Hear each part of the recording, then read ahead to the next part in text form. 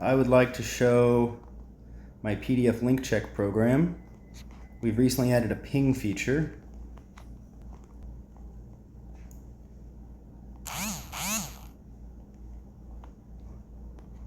Go ahead and show you the help.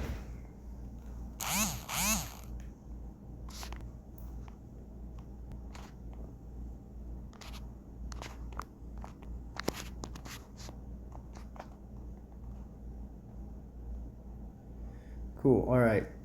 We can choose the format of export file that we want. We can choose which engine they want. There's 3 different PDF parsing libraries. PyPDF and pdfium will run on Termux. PyMuPDF will not. Also, if you use PyMuPDF, if you build that yourself, and if, let's say, you were to generate a binary that included your build, that would be subject to the AGPL3 copy left. All binaries I currently build are permissive MIT licensed because they do not include the PyMuPDF library. However, currently the PyMuPDF branch does have the best text parsing and is the fastest, but it does increase the size of your binary by 30 megabytes. pdfium, I can probably get a better text parsing, still working on it. But the feature I want to talk about today is ping. So I'll show you without ping. Here's a PDF file that I have.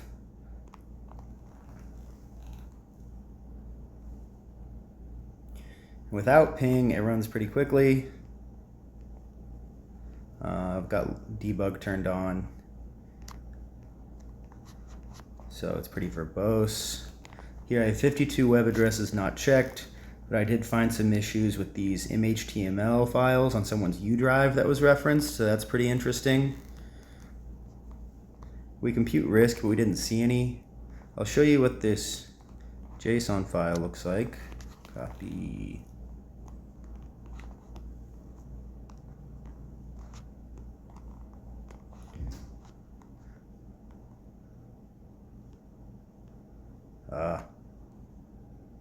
This is outdated.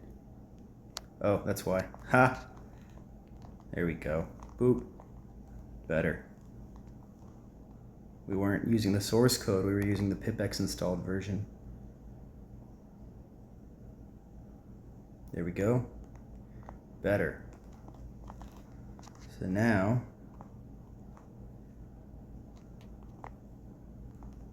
story my life. That's the danger of having your pipx installed, is you can, there we go, okay. So I've updated the issue list where it just references a GUID, and you can say, hey, these are issues. I want to know more about those issues. Just go up to where they are discussed in the link section. Right now I've got the JSON organized into external, internal, and TOC, table of contents. We're going to flatten it, and then we'll add an element in here that says, hey, these are a course type of internal, external, or other, or TOC. TOC technically aren't links, so there's a bit of a jargon concern there. But anyway, this is what the JSON looks like. Cool. Let's get down to the real business of showing you what ping does. Actually, let me cancel that real quick. Clear. Great.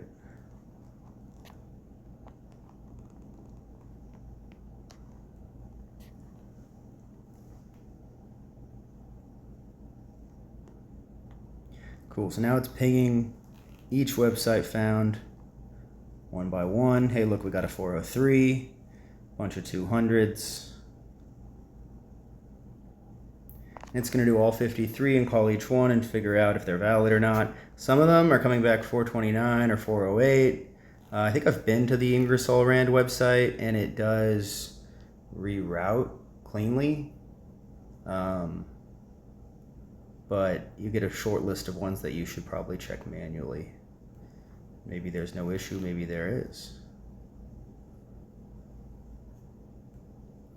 So with the text parsing, it's interesting because you want to know, hey, what's the underlying URL on a link, but then also what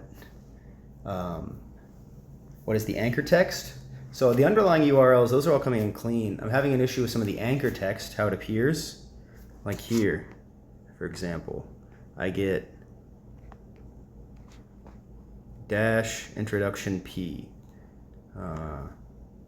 Here's one, the biosolids, O solids is showing up as the anchor text, even though we get the clean HTML file reference. So these are the true issues. There's our table. Got a couple 429s, a 403 forbidden, 405 not allowed, and a connection failed. So there you go. You got ping.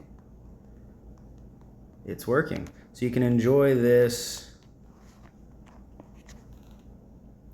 PDF link check help tree. This is our help tree generated with typer help tree. There is analyze command, which is basically the CLI way to run this. So you can run it here in terminal. That's what I just ran. There's a GUI that you can launch. The GUI also has a checkbox button. The GUI won't run on Termux. Termux won't run tk-enter, not without proot. But you can enjoy that on WSL, Mac OS, or Windows. And then the serve command will run. We'll demonstrate that very quickly. And I need to flesh out the